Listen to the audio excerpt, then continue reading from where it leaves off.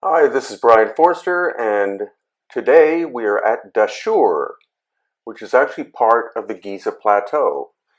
Most people think that the Giza Plateau is simply the three Great Pyramids and the Sphinx and the Valley Temple, but in fact, the Giza Plateau system is much larger than you think. It includes Dashur, Abu Sir, Abu Ghurab, Abu Rawash, Saqqara, and more.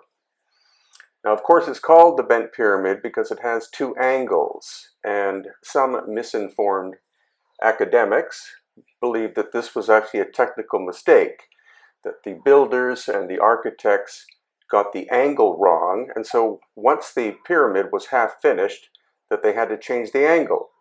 It's more likely that this was a giant resonant device, just like the Great Pyramid was, and that all of these structures were struck by some ancient cataclysm.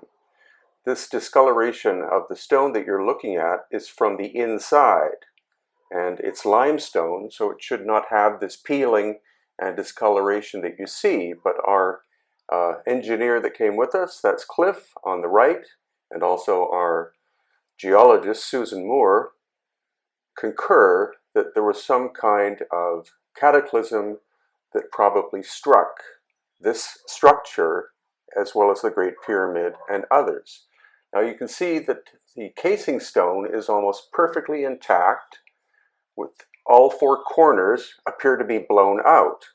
The idea that the casing stone was quarried by local people at some period of time in the distant past is kind of illogical, because why would they start by removing all four corners? But if it was struck by some kind of solar plasma event or something else, the enormous force could have blown the four corners out. And what we're going to see is inconsistency as well in terms of where the casing stone is and where the casing stone isn't.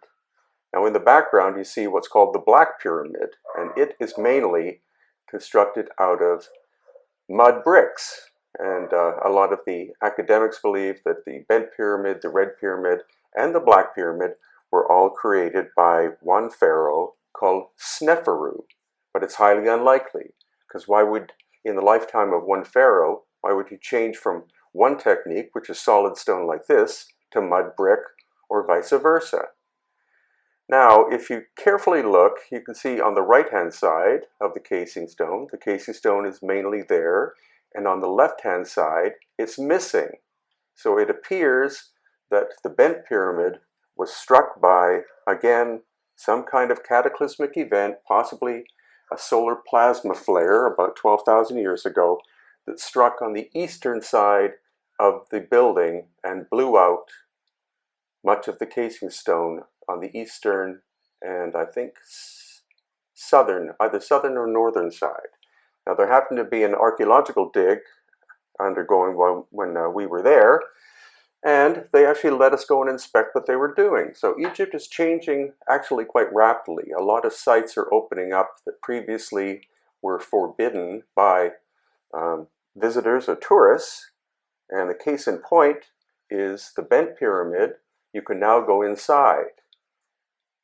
The last time this was allowed was in 1965, and I believe in May of 2019 they've opened it up to the public, and we're going to be going in March of 2020. Now here you can see a satellite pyramid, and again, it doesn't appear that it's simply erosion, but that it was struck by some kind of force that basically blew the exterior off. Now this is where quite easily you can see the upper casing stone is missing, once again on the eastern side and on this side, whereas farther to the left you can see that it's still largely intact.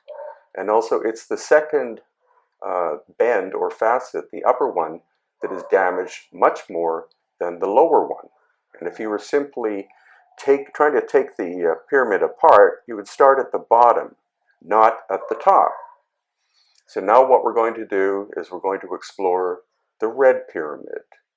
In the case of the Red Pyramid, we actually did go inside. It's a standard part of the tours we do, And again, the next one is in March of 2020. Now, what's intriguing about the Red Pyramid exterior is you can see all of the casing stone is missing. The pyramid is more or less intact. There's the bent pyramid in the background, but all of the casing stone has been reduced to rubble.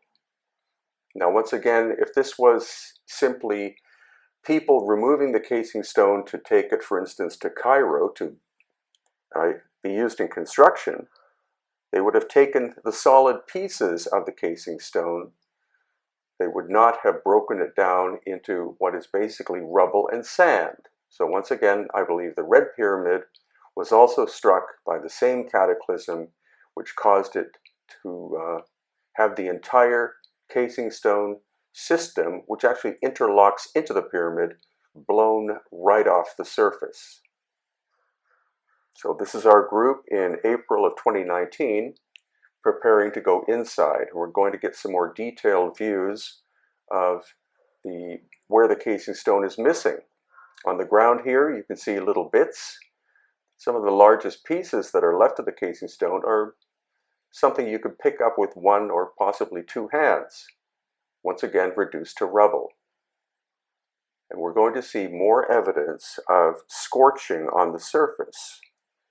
You can see here the discoloration and almost the melting of the interior limestone. And once again here, you can see that the casing stone is reduced to rubble and sand. We're now going inside. And this shaft that goes down, you can see how narrow it is, both vertically and horizontally. And it goes into the pyramid, I believe, about 300 feet. It's quite an adventure to do this. Thankfully, most of the lighting was working, and these handrails greatly assist, as well as the steps they put in, because originally it was simply a ramp going down. It would have been possible to slide down without the steps, but you'd probably never be able to get back out again. So once again, a curious nature of the interior. Again, you see strange discoloration on the upper surfaces there, which to me appear to be scorching marks. And now we're in the chambers at the bottom.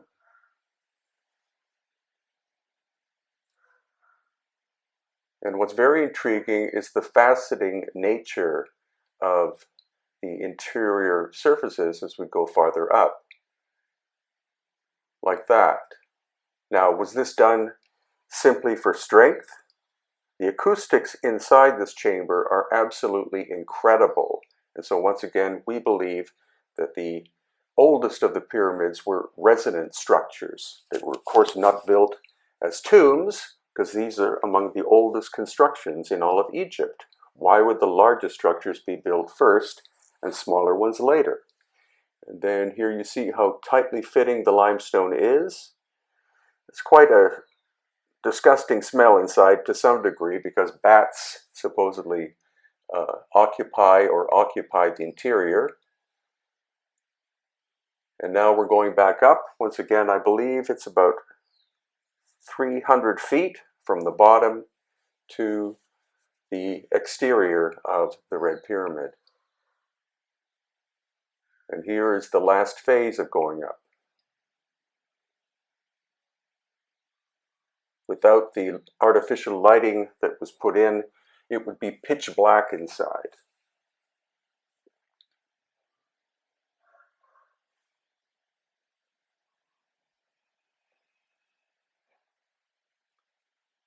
And now, as a side bonus, we also went to Memphis on this day tour.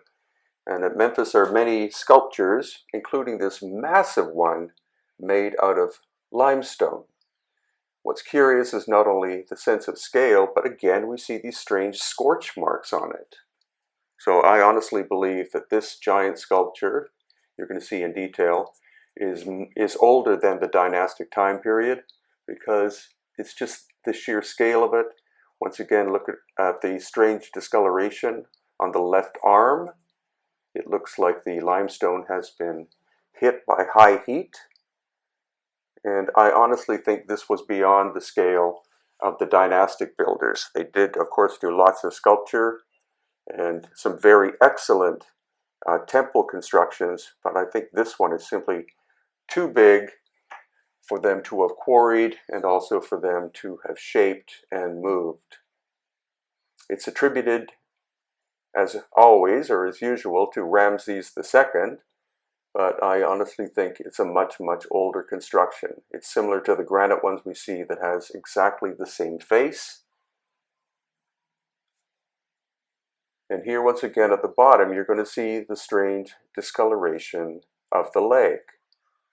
And actually at the top, or the middle left of the hat there, or the crown that he's wearing.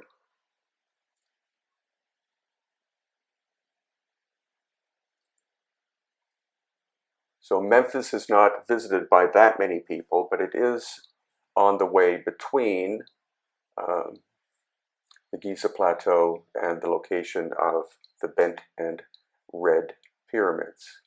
And also this huge sphinx made of travertine. Once again, the weathering on the right-hand side is very unusual, and this could be another work that is much, much older than the dynastic Egyptians, in my opinion.